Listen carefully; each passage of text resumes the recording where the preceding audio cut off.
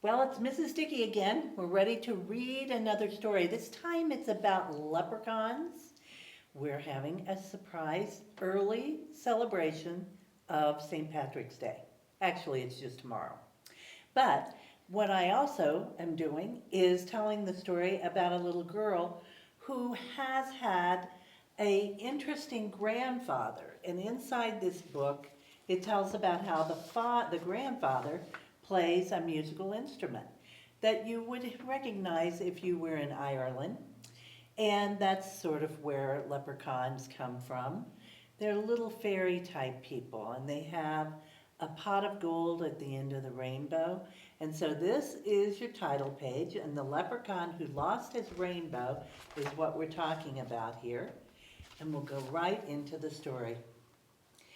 In the soft drizzle that was falling on St. Patrick's Day, Colleen wished her grandfather good luck.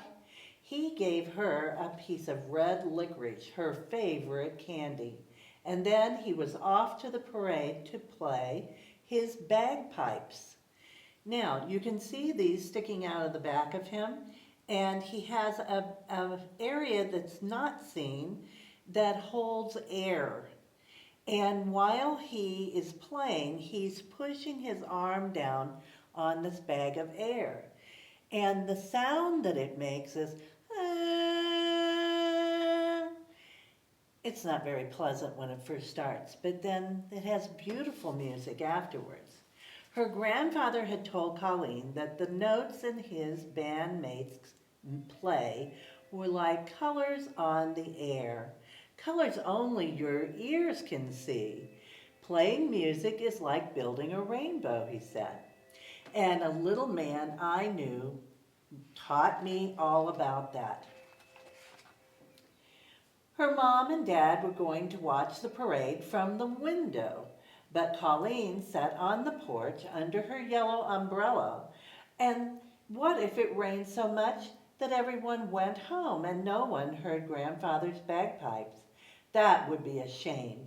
His music is so beautiful. It's so sad, yet it makes people smile and cry at the same time. And to pass the time, she played a song on her green penny whistle, which had a tiny little shamrock painted on it. Her grandfather brought it to her all the way from Ireland. It was her favorite thing in all the world, and she never let anyone touch it. When she finished the tune, she took a bite of her red licorice. Just then, a little man appeared on the top step. He was a leprechaun. "I like your penny whistle," the little man said. "You play very well." Colleen started to say thank you, and when suddenly the leprechaun jumped into the air and took the licorice stick right out of her mouth. Well, he dropped it into his hat. "Thank you," he said. "I'll be needing that, for my name is not Roy G. Beeve. It's just the shade of red I was looking for." Colleen was shocked. "What are you doing?" she shouted. "Give me my candy." A leprechaun frowned. "Your grandfather was much more helpful." "You know my grandfather?" Colleen asked. "Yes, he created a rainbow together when he was a young boy," Mr. Beeves explained. Oh, Colette was puzzled. Colleen was puzzled. Could this be the little man her grandfather talked about? Mr. Beeve looked glum. "I've lost my rainbow again, and my gold is at the end of it. To be a leprechaun in good standings, I must have gold. So I need someone to help to build a rainbow. And that someone is you." Colleen frowned. Leprechauns were tricky. Everyone knew that. Could Mr. Beeves be telling the truth? "Well, let me show you something," the leprechaun said. "Spin around with the hat and watch what happens." And she twirled around holding the hat, and suddenly a big streak of red whoosh, came out of the hat. It hung in the air for a moment and then it disappeared. Colleen was amazed. "See," Mr. Beeve said, We're starting to make a rainbow. And if there's a rainbow, the sun will come out to shine on the parade. Colleen took a deep breath. Okay, what do we do? Well, for every color, I need something that belongs to you. Something red, something orange, something yellow, something green, something blue, something indigo, and violet. And Colleen looked around. There was her new orange basketball. She hated to give it up, but she tossed it into Mr. Beebe's hat. Immediately, an orange streak whoosh, shot up into the air. She gave him her yellow umbrella and a yellow curved under the orange. And when she gave her blue ribbons, they went in and a beautiful blue appeared in the sky. Next to go was her indigo headband, and finally her favorite violet scarf.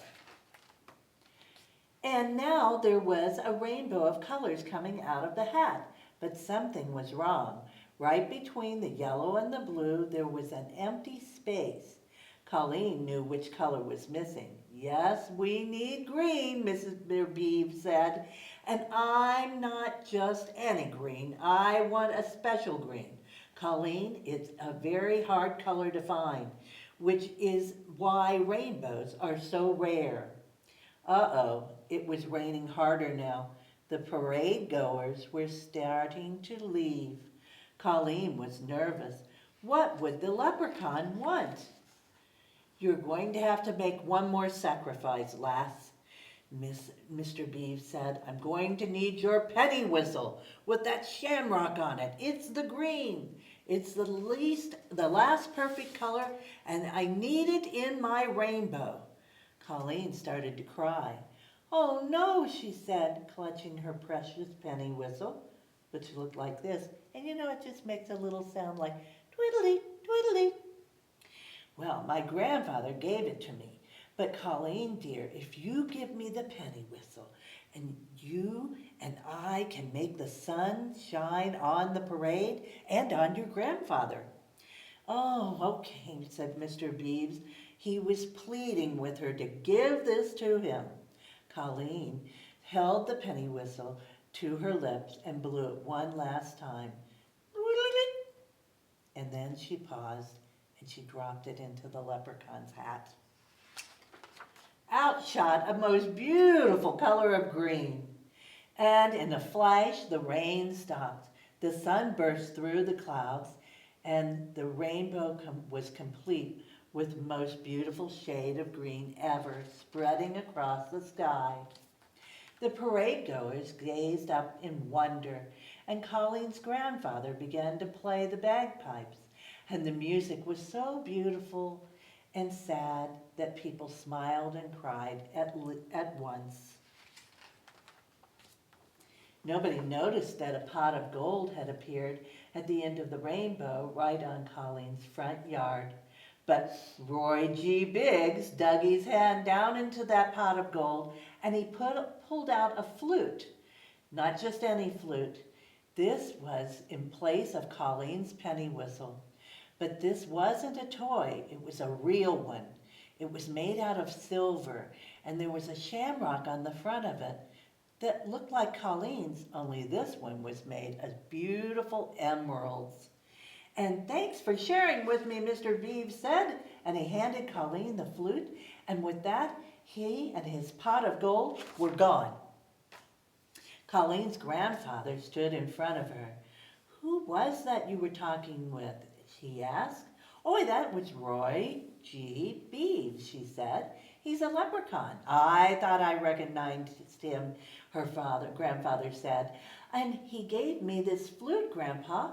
Ah, 'tis a nice one. Silver, just like my bagpipes. What do you say we play a tune together? So together they played, When Irish eyes are smiling, all the world is smiling too. And the colors danced in the air. The end. I hope you enjoyed this. Some of our St. Patrick's Day celebrations have had to be cut back. And so you won't get to go and do a lot of different things. But at your home, you can have real fun. You could make eggs turn green, and you could also have what they call sourdough bread, and you could make that green. And there's lots of things like corned beef and cabbage. There's things you can make and turn green. How about dessert? We could have cookies with green icing, maybe shaped like a shamrock, or like this shamrock. So enjoy your St. Patrick's Day and come up with some cool ideas. Bye bye. Thanks for coming along.